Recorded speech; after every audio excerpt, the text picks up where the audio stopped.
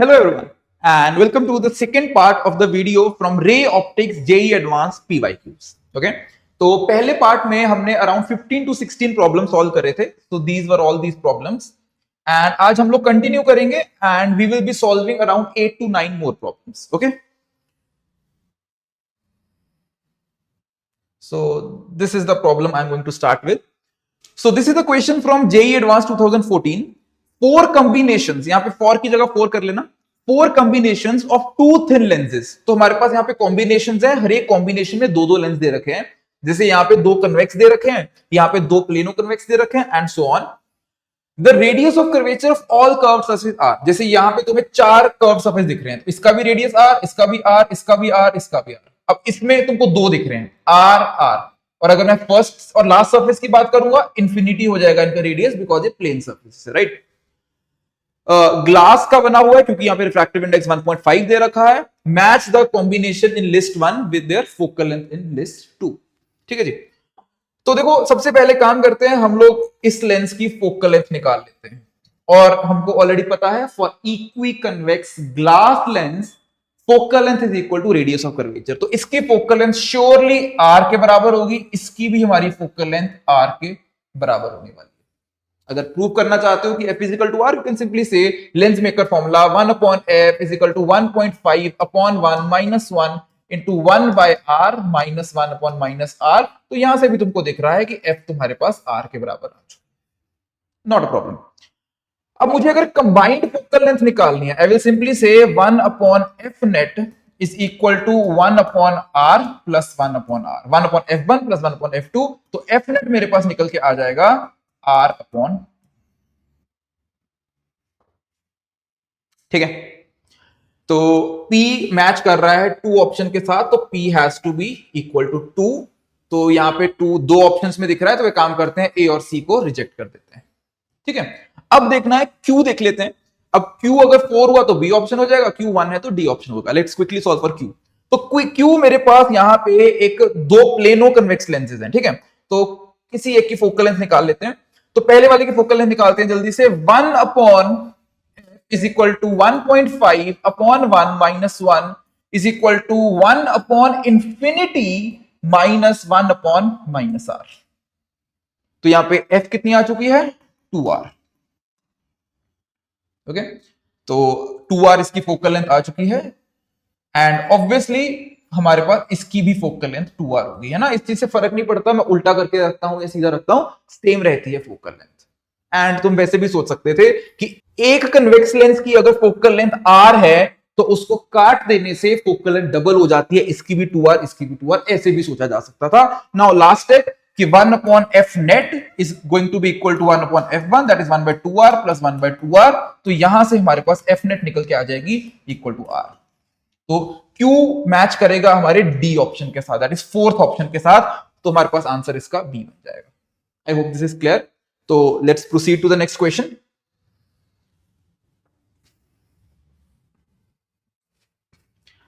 तो next question है हमारे पास from JEE Advanced 2016. A parallel beam of light is incident from air at an angle of alpha on the side PQ at a right angled triangular prism of refractive index √2. तो इसका जो refractive index है वो √2 दे रखा है. Light undergoes total internal reflection in the prism at the face PR. तो यहां TIR हो जाएगी when alpha has a minimum value of 45 degree. मतलब अल्फा की 45 वैल्यू रखने पे TIR स्टार्ट हो जाती है. TIR स्टार्ट होने का मतलब है कि शायद 45 डिग्री पे जब यहां पे रे इसमें एंटर करेगी, उसके बाद रे ऑलमोस्ट ग्रेज करते हुए सरफेस को जा रही है. तो कम से कम 45 डिग्री यहां से एंगल हमको चाहिए. ठीक है. तो जल्दी से इसको सॉल्व कर लेते हैं. Let's quickly solve this. तो यहां से रे इधर गई और उसके बाद ग्रेज कर गई सरफेस के लॉन्ग. ठीक है जी. अच्छा, ये एंगल अगर थीटा है, ये एंगल हमारा 90 डिग्री है. By exterior angle I can say that this angle is equal to 90 plus theta. I hope this is clear.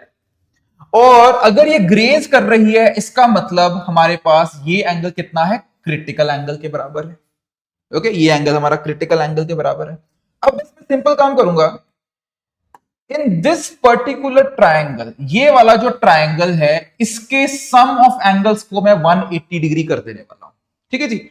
और इस एंगल को हम लोग बोल देंगे R1 एंगल। अब ध्यान से देखना, R1 plus 90 plus theta plus this angle, और ये एंगल कितना बचेगा मेरे पास, ये बचेगा मेरा 90 minus C, this should be equal to 180 degrees. I hope this make sense. मैं इस ट्राइंगल में एंगल सम प्रॉपर्टी लगा रहा हूं। अगर ये थीटा 90 है, ये मेरे पास 90 प्लस थीटा, इस एंगल को हमने R1 बोल दिया और ये वाले एंगल को हमने 90 माइनस सी लिख दिया। सबसे पहले सी निकाल लेते हैं। सी क्या होता है, C is equal to sine inverse 1 upon mu. 1 मतलब अगर एयर है हमारा मीडियम, 1 अपॉन म्यू। म्यू कितना दिया है, √2, so this is going to be 45 degrees. तो सी की वैल्यू यहां पुट कर देते हैं 45 डिग्रीज। अब R1 निकाल लेते हैं। इन्होंने बोला कि अल्फा 45 डिग्री, तो R1 निकालते हैं जल्दी से। 1 इंटू साइन 45, स्नेल्स लॉ लगा रहा हूं मैं यहां पे, mu into sine R1। Mu कितना है, √2 इंटू साइन R1, और R1 हमारे पास कितना बन जाएगा, देखो 1 बाय √2, √2 नीचे आएगा हाफ, तो sine R1 is equal to half, तो R1 is equal to 30 degrees. तो R1 यहां पे डाल दो 30, ठीक है जी। So 30 plus 90 120, 120 plus 45 165, so theta is equal to 180 minus 165 is equal to 15 degree answer. तो ये रहा हमारा आंसर, ए ऑप्शन 115 डिग्रीज, ठीक है। तो ए ऑप्शन आ चुका है, सो आंसर इज 15 डिग्रीज। तो लेट्स प्रोसीड।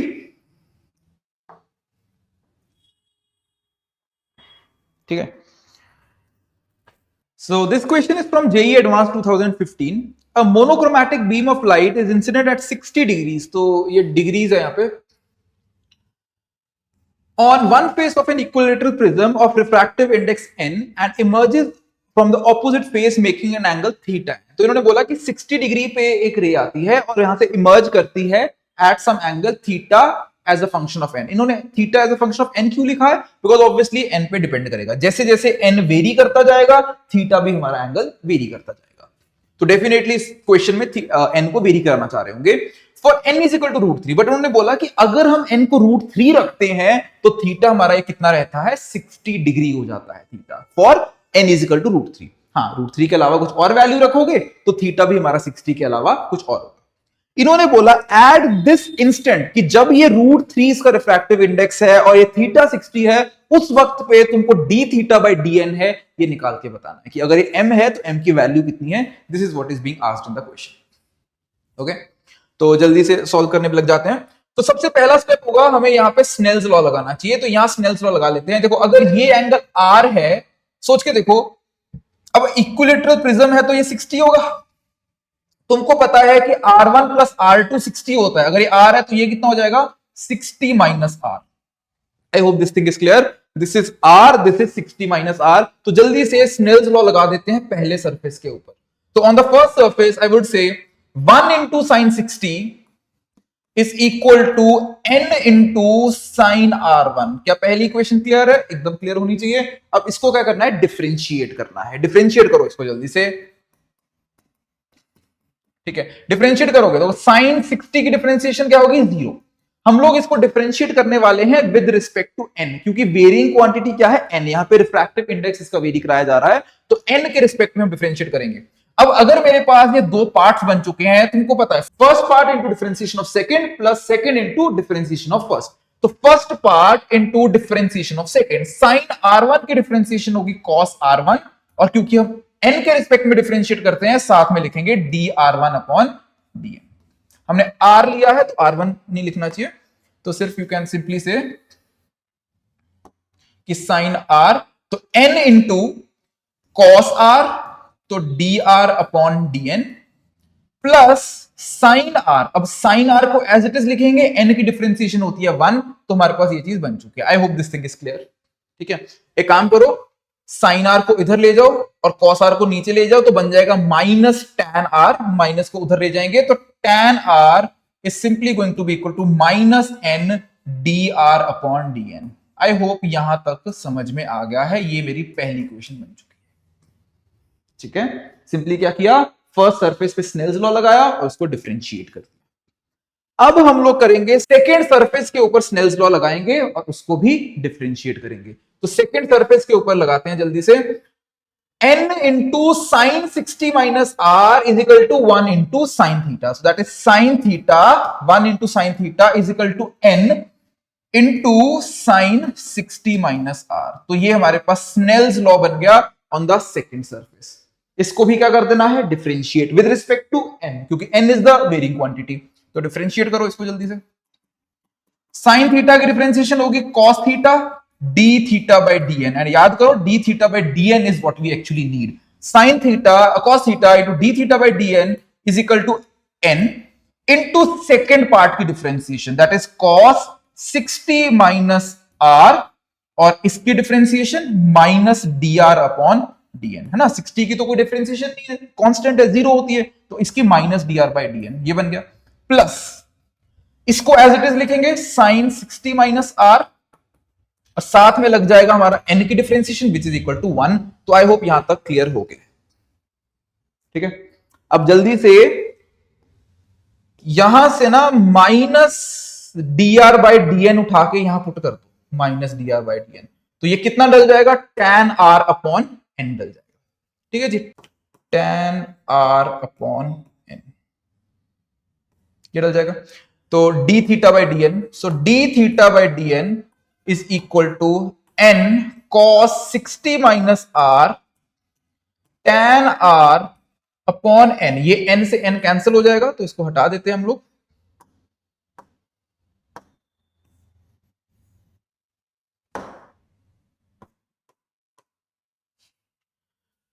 ठीक है, और यहां से cos थीटा भी जो नीचे आया था upon cos theta plus sin 60 माइनस r अपॉन cos थीटा।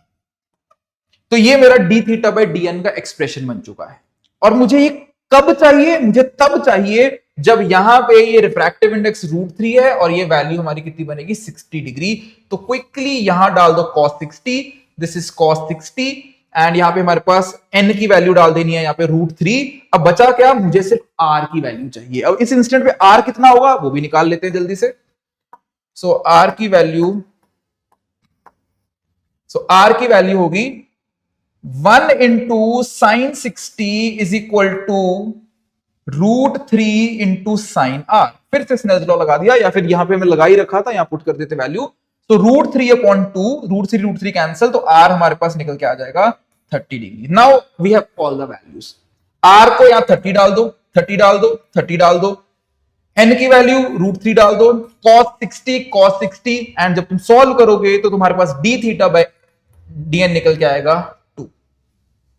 तो एक काम करना, जल्दी से सारी वैल्यूज पुट करके देखना, तुम्हारा आंसर 2 निकल के आ जाएगा। तो let's move on to the next question. तो अगला क्वेश्चन है हमारे पास एडवांस 2019 का। A monochromatic light is incident from air on a refracting surface of a prism of angle 75 degree. So angle of prism 75 degree है, and refractive index n naught, ये n naught है, is equal to √3। तो इसका refractive index √3 है। The other refracting surface of the prism is coated by a thin film of material। तो यहां पे हमने एक एयर की बजाय हमने एक और मटेरियल यहां पे एडिशनली रख दिया, which is जिसका refractive index n दिया गया है। As shown in figure, the light suffers total internal reflection at the coated prism surface for an incidence angle theta less than 60। मतलब 60 डिग्री के ऊपर हमारी इसके पे TIR शुरू हो जाती है। तो TIR शुरू होने का मतलब यह है कि यहां से रिफ्रैक्ट होने के बाद यहां पे जो रे है वो पैरेलल टू द सरफेस चली जाती है। तो ये एंगल हमारे पास कितना हो जाएगा, क्रिटिकल एंगल हो जाएगा। सही है। तो क्विकली सबसे पहले हम लोग ये एंगल निकाल लेते हैं। यहां पे स्नेल्स लॉ लगाओ इस पॉइंट के ऊपर। तो यहां पे मैं स्नेल्स लॉ लगाता हूं, आई विल सिंपली से कि 1 into sin 60 is equal to mu, that is √3 into sin r। sin 60 कितना होता है, √3/2, √3 कैंसिल, तो sin r is equal to half। तो r हमारे पास यहां पे 30 डिग्रीज आ चुका है। तो this angle is 30 degrees, and we know कि this angle plus this angle, ये दोनों एंगल का सम किसके बराबर होता है, 75 के। तो क्रिटिकली एंगल हमारे पास यहां से निकल के आ चुका है, दैट इज 45 डिग्रीज, क्योंकि 30 plus this angle should be equal to 75। तो क्रिटिकल एंगल आ गया 45 डिग्री।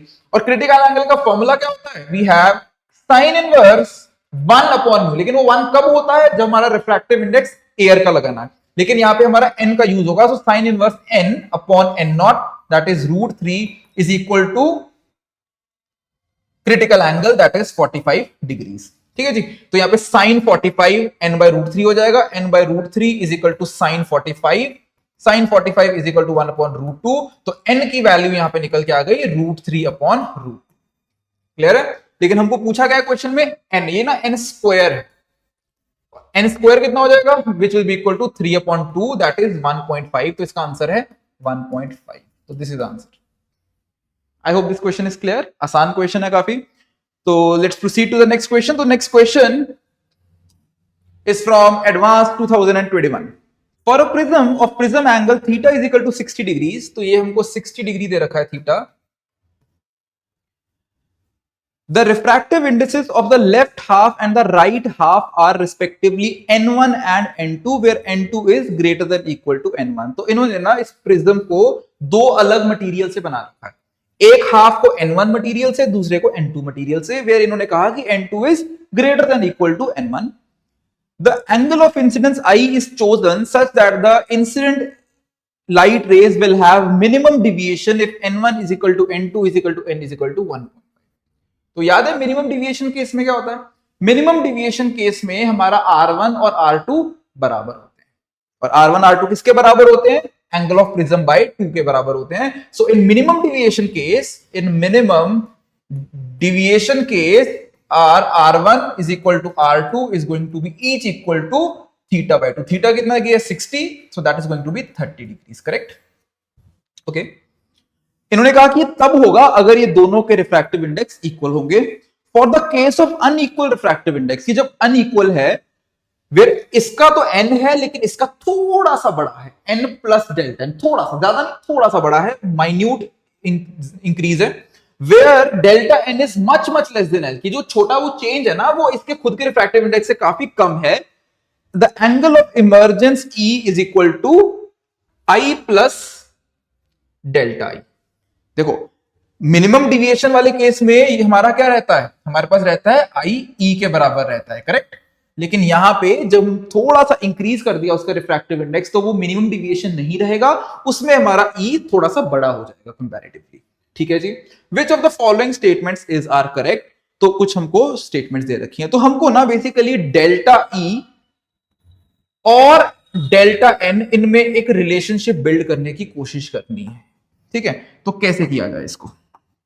तो सबसे पहले इसका एक डायग्राम बना लेते हैं। तो यहां से रे रिफ्रैक्ट होके ये रे हमारी बाहर निकल जाएगी, this is angle E, this is equal to 30 degree, this is equal to 30 degree. कब? जब हमारा मिनिमम डिविएशन वाला केस है ना। और उस केस में अब मैं यहां पे अगर स्नेल्स लॉ लगाता हूं, I will simply say n into sine 30 degree is equal to 1 into sine E। ठीक है, अब अगर मैं इस n में स्मॉल चेंज कर देता हूं, मतलब जो स्मॉल चेंज है उसको मैं या तो डेल्टा n भी बोल सकता हूं या फिर मैं dn भी बोल सकता हूं, तो उसको वहां तक पहुंचने के लिए इसको डिफरेंशिएट कर देते हैं। इसको अगर मैं डिफरेंशिएट करता हूं तो आई वुड से साइन थीटा कांस्टेंट है, मतलब साइन 30 तो हाफ रहेगा यहां पे, इसकी n की डिफरेंशिएशन कितनी है, dn is equal to sine E। अब साइन E की डिफरेंशिएशन हो जाएगी कॉस E, और साथ में लग जाएगा हमारे पास d। Clear? So half into delta n और dn is equal to cos E into d। तो मैं इसको लिख देता हूं, delta n upon 2 is equal to cos E into delta. अब यहां पे हमको देखना है कौन कौन से ऑप्शंस मैच करते हैं। ठीक है जी, अब इसके ना दो ऑप्शंस मैच करेंगे, बी एंड सी। क्यों? देखते हैं। तो डेल्टा E हमारा डेल्टा n के प्रोपोर्शनल है, as you can see delta n and delta E are proportional.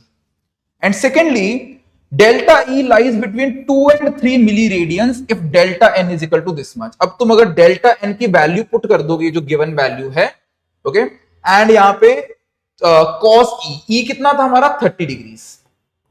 ठीक है, बहुत स्लाइट चेंज है ना उसमें, तो हम लोग उसको 30 डिग्रीज मान सकते हैं। तो ये पुट कर दी हमने value cos 30, delta n put कर दिया, तो देखना डेल्टा E जो निकल के आएगा वो तुम्हारे पास इसके बीच में आ जाएगा निकल के। चेक करके देखना, तो your answer will be B and C. I hope this question is clear also. तो हम लोग बढ़ते हैं अगले क्वेश्चन की तरफ। So the next question is from Advanced 2017. For an isosceles prism of angle A and refractive index mu, it is found that the angle of minimum deviation delta m is equal to A. Which of the following option is are correct? तो इन्होंने कहा कि हमारे पास एक isosceles prism है, ठीक है जी। तो एक आइसोसेलेस प्रिज्म है हमारे पास,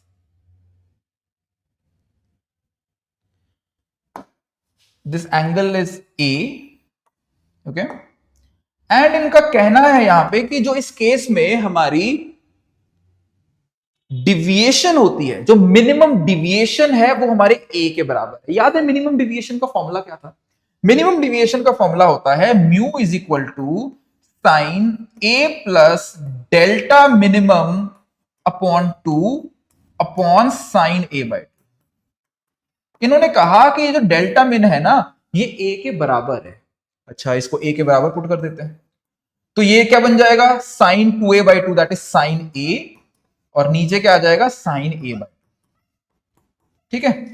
अब यार ये तो सबको पता है प्रॉपर्टी कि साइन ए को लिख सकते हो 2 sine A by 2 into cos A by 2, है ना। इसको लिख सकते हो 2 sine A by 2 into cos A by 2। Sine A by 2 sine A by 2 cut जाएगा तो बचेगा क्या 2 कॉस ए बाई 2। तो हमारे पास ये आ गया mu is equal to 2 cos A by 2। तो अगर मैं यहां पे a निकालता हूं तो a इज इक्वल टू, ठीक है जी, म्यू बाई 2, तो ये बन जाएगा 2 cos inverse mu by, correct, ये बनेगा ना, ठीक है। जो a बाई 2 हो गया, फिर कॉस इधर आ जाएगा, बिल्कुल सेम बन जाएगा। तो क्या ऑप्शन मैच कर रहा है इसका? जो बी ऑप्शन उन्होंने a और म्यू में रिलेशनशिप दी है, एक्चुअली ना ये थोड़ा करेक्ट कर लो, ये 1/2 दिया था क्वेश्चन में कि हाफ ऑफ कॉस इनवर्स, तो मैं इसको सही करवा देता हूं। सो ऑप्शन में दिया था half cos inverse mu by 2। क्या ये सही है ऑप्शन? नहीं, बिल्कुल नहीं, ये ऑप्शन गलत है। हाफ नहीं 2 होना चाहिए था, ठीक है। और बाकी चीजें भी देखते हैं। इन्होंने कहा ए ऑप्शन में at minimum deviation the incident angle I1 and the refracting angle R1 at the first refracting surfaces are related by R1 is equal to I1 by 2। We know for a prism I plus E is equal to A plus delta, और यहां पे delta कितना दे रखा है हमको A के बराबर। और मिनिमम डिविएशन केस में हमारे पास I और E दोनों ही क्या होते हैं, बराबर होते हैं। सो 2I is equal to 2A, और आई कैन सिंपली से I हमारा A के बराबर है। तो यहां पे हमारे पास जो इंसिडेंट एंगल है वो भी हमारा A के बराबर है, ठीक है जी। अब यहां पे अंदर की तरफ रिफ्रैक्ट होगी रे, और ये यहां से हमारी रे बाहर निकल जाएगी, ठीक है जी। अगर ये एंगल A है तो ये एंगल भी ऑब्वियसली A होगा। We already know I is equal to A, and both these angles, that is R1 and R2 both are going to be equal to A by 2, ठीक है जी। Minimum deviation case में ये दोनों equal होते हैं और ये A by 2 के बराबर होते हैं। So this is A by 2 and this is also A by 2, okay. So जो R1 है वो हमारा I1 by 2 के बराबर है, जो R1 है वो हमारा I1 by 2 के बराबर है। So this is the correct option. जल्दी से डी ऑप्शन देखो पहले। For the angle of incidence I1 is equal to A, that is I1 is equal to A, the ray inside the prism is parallel to the base of the prism. इन्होंने कहा कि जो रे inside है वो parallel है। ये prove करना है कि ये पैरेलल हमेशा होगा ही होगा। तो कैसे प्रूव कर सकते हैं? यू कैन सिंपली से अगर ये A है तो दिस एंगल इज ऑल्सो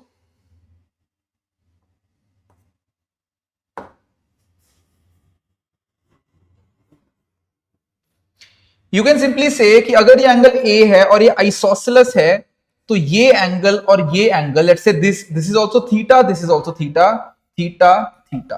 तो clearly A plus theta that is 2 theta is equal to 180 degree. तो यहां से थीटा हमारे पास निकल के आ गया, that is 180 minus A upon 2, और आई कैन सिंपली से 90 माइनस A बाई 2, करेक्ट। तो ये एंगल हमारे पास निकल के आ गया 90 माइनस A बाई, ये क्लियर हो गया। और ये पूरा एंगल कितना है हमारे पास 90 प्लस A बाई 2। अब तुम इन दोनों एंगल्स को एड अप करोगे तो कितना बनेगा 90 minus A by 2 plus 90 plus A by 2 which is equal to 180 degree. तो इसका मतलब ये दोनों एंगल सप्लीमेंट्री, और सप्लीमेंट्री एंगल्स का मतलब क्या है कि ये दोनों रेज एक दूसरे के पैरेलल है। तो बहुत बढ़िया, तो ये डी भी प्रूव हो चुका है। For this prism, the emergent ray at the second surface will be tangential to the surface when the angle of incidence at the first surface is this much. तो काफी स्ट्रेट फॉरवर्ड सा question है. Simply हमको क्या करना होता है इस क्वेश्चन में कि यहां पे जो रे है इसको टेंजेंशियली भेज देना इसके. अब जब टेंजेंशियली जाएगी तो हमारे पास ये एंगल निकल के आ जाएगा C के बराबर, क्रिटिकल एंगल के बराबर निकल के आ जाएगा. अगर ये क्रिटिकल एंगल हुआ तो ये एंगल हमारा कितना हो जाएगा, this will be A minus C. और अगर ये A माइनस C है, अब फर्स्ट सरफेस पे हम लोग क्या लगा देंगे, स्नेल्स लॉ लगा देंगे. ठीक है, so this is as simple as that. तो इसको एक बार करके देखना तो तुम्हारे पास ये आंसर भी करेक्ट बन जाएगा. So answer will B A, C and D. So the next question is from Advanced 2013. A right angle prism of refractive index mu1 is placed in a rectangular block of refractive index mu2. तो इन्होंने बोला कि prism का refractive index mu1 है और इस block का refractive index mu2 है और ब्लॉक के बाहर का जो मीडियम है उसका रिफ्रैक्टिव इंडेक्स mu3 है. As shown in the figure, a ray of light E enters the rectangular block at normal incidence. ठीक है, तो इन्होंने बोला कि यहां से नॉर्मल आता है, नॉर्मल रे आती है, तो ऑब्वियसली यहां पे कुछ भी रिफ्रैक्शन नहीं होगी, यहां पे भी कुछ भी रिफ्रैक्शन नहीं होगी, बिकॉज नॉर्मली आ रही है. यहां तक तो नॉर्मली पहुंच रही है हमारी रे. अब इसके बाद इन्होंने बोला कि चार अलग अलग रास्ते इन्होंने दिखा दिए कि रे हो सकता है सीधी की सीधी जाती रहे, रे हो सकता है यहां से बेंड करके, देखो यहां पे ना वो टुवर्ड्स द नॉर्मल बेंड कर रही है, टुवर्ड्स द नॉर्मल बेंड करके बाहर रिफ्रैक्ट हो जाए, यहां पे अवे फ्रॉम नॉर्मल बेंड करके बाहर रिफ्रैक्ट हो जाए, और एक चौथा पाथ दिया है कि यहीं पे टीआईआर होनी स्टार्ट हो जाए. तो इन्होंने बोला कि बताओ कौन कौन से केसेस हमारे बनेंगे. तो यहां पे चार ऑप्शंस भी हैं हमारे पास, as you can see over there. तो एक काम करते हैं, सबसे पहले ना दो सिंपल वाले केसेस देखते हैं कि रे सबसे पहले सीधी कब जाएगी, मतलब ये ई से लेके जी वाला पाथ है, दैट इज ईजी पाथ है, ये कब फॉलो होगा. ये तब फॉलो होगा जब यहां पे रिफ्रैक्शन नहीं होगी, जब रे सीधी निकल जाएगी. और रिफ्रैक्शन कब नहीं होगी, जब यहां पे mu1 और mu2 बराबर हो जाएंगे. तो यहां पे ना ये जो mu1 और mu2 जब बराबर है हमारे पास, तो इसका मतलब Q3 होना चाहिए. ये तो पक्का है, Q3 होना चाहिए, Q3 होना चाहिए, Q3 होना चाहिए. मतलब ये दोनों ऑप्शन तो हटा दो. ठीक है, अब हम लोग देख लेते हैं जल्दी से, ये टीआईआर देख लेते हैं. अब टीआईआर यहां से कब होगी, जब यहां पे ये जो एंगल है, this angle is 45 degrees, right. समझो ये 45, ये 90, ये 45, ये 45, तो ये भी 45. जब ये एंगल 45 जो एंगल है, जब ये ग्रेटर देन क्या हो जाएगा, क्रिटिकल एंगल. क्रिटिकल एंगल का फॉर्मूला क्या होगा यहां पे, that is sine inverse mu2 upon mu1. Okay, और आई कैन से साइन 45 इधर ले जाओ, 1 upon √2 is greater than mu2 upon mu1, or I can simply say mu1 is greater than √2 times of mu2. क्या ऐसा कोई ऑप्शन है, mu1 greater than √2 times of mu2. ये कब होगा, हमारा EI पाथ है, E से लेके I कब जाएगा, E से लेके I हमारा तब जाएगा जब ये फॉलो होगा. तो 3s का 1 आ जाना चाहिए, तो s का 1 आ जाना चाहिए. तो आंसर इसका D बन चुका है. आई होप दिस इज क्लियर. बस ये दो पाथ समझ में आ गया अपने को. And let's move on to the next question. Sunlight of intensity 1.3 kilowatt per meter square is incident normally on a thin convex lens of focal length 20 centimeter.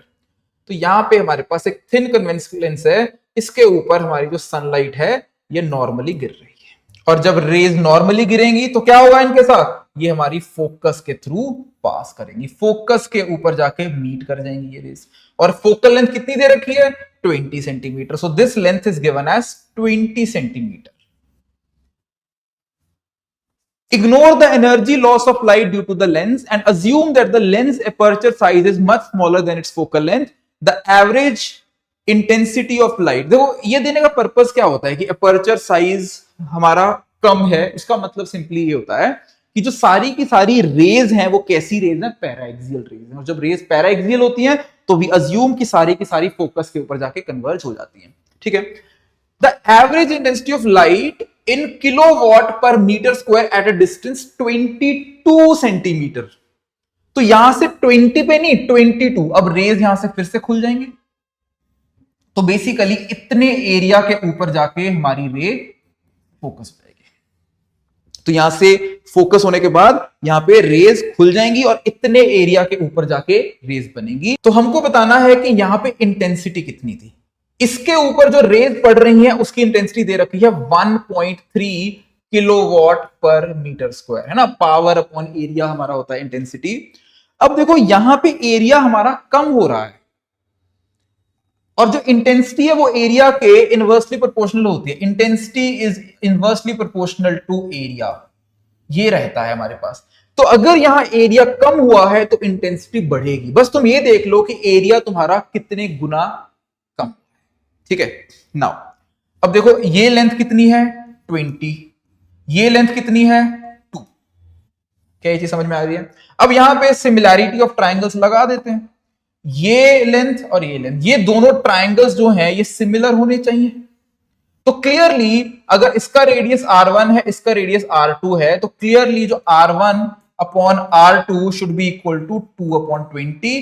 तो जो r1 है वो मेरा r2 अपॉन 10 है, कि इसका रेडियस 10 गुना कम है। और अगर रेडियस 10 गुना कम है तो जो एरिया होगा ना, जो a1 होगा वो a2 अपॉन 100 हो जाएगा। एरिया स्क्वायर होता है रेडियस का, तो 100 गुना कम है इसका area.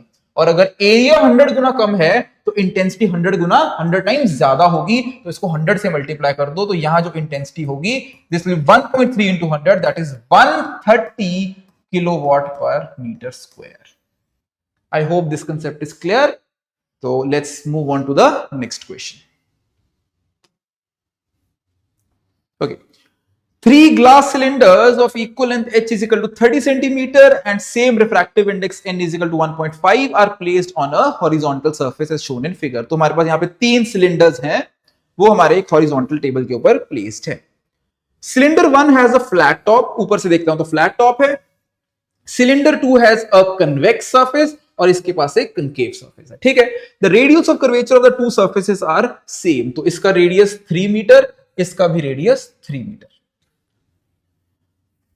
If h1, h2, h3 are the apparent depths of a point x on the bottom of the 3 cylinder respectively, the correct statement is R।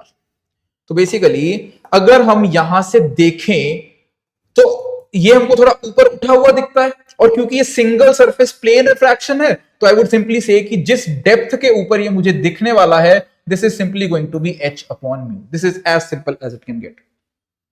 लेकिन यहां पे क्या होगा, अगर मैं यहां से देखूंगा तो यहां पे सिंगल सरफेस कर्व रिफ्रैक्शन लगानी पड़ेगी। तो उसके लिए बोलेंगे कि ये हमारा ऑब्जेक्ट है, यहां पे सिंगल सरफेस कर्व रिफ्रैक्शन, तो इस डायरेक्शन में हमारी पॉजिटिव डायरेक्शन हो जाएगी। तो इसको सॉल्व करते हैं जल्दी से। सिंगल सरफेस कर्व लगा के μ2 by v minus μ1 by u is equal to μ2 minus μ1 upon r। तो रे हमारी अंदर से बाहर जा रही है, बाहर हमारा μ2 है, मतलब 1 upon v minus μ1 upon u। तो μ1 अंदर का रिफ्रैक्टिव इंडेक्स कितना दिया 1.5, u कितना लेना है minus h is equal to 1 minus 1.5 upon r, और इसका -3 लिया जाएगा रेडियस। तो यहां से हमारे पास v निकल के आ जाएगा। निकाल लोगे v यहां पे। एंड सिमिलरली थर्ड केस में फिर से सिंगल सरफेस रिफ्रैक्शन, लेकिन इस बार क्या हो जाएगा, ये सारी चीज तो सेम रहेगी, बस ये जो r की वैल्यू है ये तुमको +3 डाल देनी है, क्योंकि जो इसका सेंटर है वो उस तरफ सेंटर है इसका। तो +3 यहां पे डाल देना, बाकी चीजें सेम है। तो फिर से तुम v की वैल्यू निकाल देना, ठीक है जी। तो लिख देता हूं एक बार में कि μ2 by v that is 1 upon v minus 1.5 upon minus h is equal to 1 minus 1.5 upon, यहां से फिर से क्या होगा v निकल जाएगा, ठीक है। तो एक काम करना, जल्दी से निकाल के एक बार ऑप्शन चेक करके देखना। तो इसका आंसर आई थिंक रहेगा A एंड D। तो एक बार इसको चेक कर लेना, ठीक है। If any problem then ask me. Now let's move on to the next question. So this is a question from advance 2015। Two identical glass rods S1 and S2 refractive index 1.5 have one convex end of radius of curvature 10 centimetre. तो इन्होंने बोला है कि यहाँ पे हमारे पास दो glass rods हैं, एक ग्लास रॉड दूसरी ग्लास रॉड, दोनों का रेडियस ऑफ कर्वेचर 10 ईच है, ठीक है जी। They are placed with the curved surfaces at a distance d as shown in the figure। तो यहाँ पे d का इनमें गैप है, with their axes aligned, तो सेम एक्सिस है इनकी। When a point source of light P is placed inside rod S1, तो अगर हमने यहाँ पे एक ऑब्जेक्ट रखा हुआ है on its axis at a distance 50 centimeter from the curved surface, the light rays emanating from it are found to be parallel to the axis inside S2. तो कुछ ऐसा हो जाना चाहिए यहां से कि यहां से जो रेज आए, ठीक है जी, तो ये रिफ्रैक्ट होने के बाद कुछ इस तरह से यहां से पैरेलल हो जाए. This is what we want. क्या चीज समझ में आ गई है कि अल्टीमेटली रेज हमारी पैरेलल हो जाए. अब तुमको सबसे पहले ये देखना है कि इसने अपनी इमेज यहां पे बना दी है I1. अब ये इस सरफेस के लिए I1 will behave as an object, और इसके लिए जो इमेज है वो कहां बन जाएगी, इंफिनिटी पे, बिकॉज ये रेज पैरेलल हो रही हैं. तो सबसे पहले हम लोग ये डिस्टेंस निकाल लेते हैं दोनों में. ठीक है जी, तो let's quickly find it out. तो इसके लिए single surface curve refraction μ2/v, तो 1/v minus μ1 that is 1.5 upon u that is minus 50 is equal to μ2 minus μ1 that is 1 minus 1.5 upon radius of curvature that is minus 10. तो इसको solve करेंगे तो हमारे पास v निकल के आ जाएगा 50 सेंटीमीटर. इसका मतलब ये हुआ कि पहले सरफेस ने इमेज अपनी यहां 50 सेंटीमीटर के ऊपर बना दी. अब सेकेंड चीज हम लोग यहां पे निकालने जा रहे हैं कि ये ऑब्जेक्ट डिस्टेंस है जो ये होना कितना चाहिए, कि ये डिस्टेंस इसके लिए जो ऑब्जेक्ट I1 का ऑब्जेक्ट है कितना होना चाहिए ताकि ये रेस पैरेलल हो जाए. तो जितना आंसर आएगा उसको 50 में जोड़ के हमारा टोटल d आ जाएगा. तो क्विकली इसको निकाल लेते हैं. तो इस सरफेस के लिए रिफ्रैक्शन μ2, इस बार μ2 कितना होगा 1.5 अपॉन v. v कितना है इंफिनिटी, बिकॉज हम चाहते हैं कि रेस पैरेलल हो जाए, minus 1 upon u is equal to, let's say ये डिस्टेंस को x ले लेते हैं, तो इसको मैं यहां पे माइनस x लिख देता हूं, is equal to 1.5 minus 1 upon r and r will be plus 10. ठीक है जी. अब यहां पे जैसे ही सॉल्व करोगे तो तुम्हारा x निकल के आ जाएगा 20 सेंटीमीटर, है ना जी, और ये तो 0 ही है ऑब्वियसली, तो x आ जाएगा 20. तो ये लेंथ आ चुकी है हमारे पास 20. इन्होंने पूछा टोटल d कितना है, तो d कितना होगा 50 plus 20 that is 70 centimetre should be your answer. So this is option number B. क्या ये क्लियर हो गया? ठीक है जी. सो आई होप ये सारे क्वेश्चंस क्लियर है, आज हमने भी डिस्कस किए. तो in the last 2 sessions, previous और आज वाला जो सेशन है, दोनों पार्ट्स में हमने लगभग सारे PYQs कवर कर लिए हैं. ओके, और अगर still if there is any PYQ from advance, let me know, we will discuss that to.